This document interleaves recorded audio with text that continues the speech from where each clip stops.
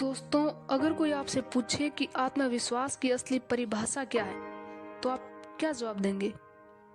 आज मैं आपको एक ऐसी कहानी सुनाने जा रही हूँ जिसने न केवल भारत का मान बढ़ाया, बल्कि पूरी दुनिया को ये सिखाया कि अगर आत्मविश्वास है तो आपकी आवाज पूरी दुनिया में गूंजेगी।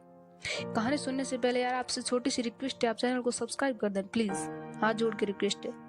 अगर आपका सपोर्ट बना रहेगा तो हम ऐसी ही और भी प्रेरणादायक कहानियां लाते रहेंगे। ये कहानी है हमारे महापुरुष स्वामी विवेकानंद जी की। साल था 1893। अमेरिका के शिकागो शहर में विश्व धर्म संसद का आयोजन हो रहा था। दुनिया भर से धर्मगुरु और विद्वान वहां इकट्ठे हुए थे। हर कोई अपने अपने धर्म और संस्कृति की महानता बता रहा था। उसी मंच पर भारत से गए थे स्वामी विवेकानंद जी। लेकिन सोचिए हालात कितने कठिन थे उस समय। भारत उस समय गुलामी की जंजीरों में बंधा था। विदेशी लोग भारत को गरीब और पिछड़ा मानते थे। और ऐसे माहौल में विवेकानंद जी अकेले खड़े थे अपने देश का प्रतिनिधित्व करने के लिए। उनके पास ना पैसे थे और ना बड़ी पहचान, बस आत्मविश्वास और भारत की संस्कृति का गर्व था उन्हें। जब उनका नाम स्टेज पर पुकारा गया तो वे धीरे धीरे मंच पर पहुंचे। सभी दर्शक बड़ी उत्सुकता से देख रहे थे कि ये युवा सन्यासी पता नहीं क्या बोलेगा।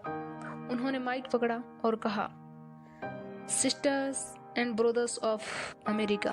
बस इतना कहते ही पूरा हॉल तालियों की गड़गड़ाहट से गूंज उठा, क्योंकि उस संबोधन में भाईचारा था, अपनापन था।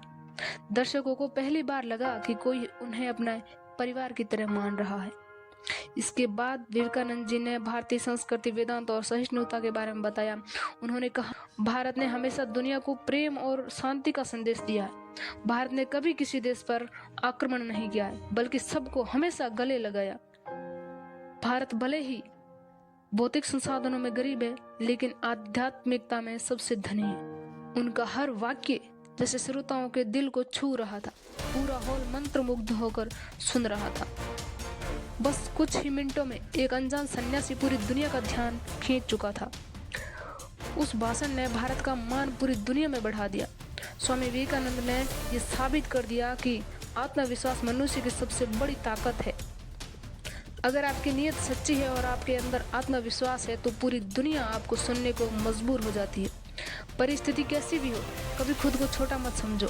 दोस्तों, याद रखो, उठो, जागो और तब तक मत रुको जब तक लक्ष्य प्राप्त न हो जाए।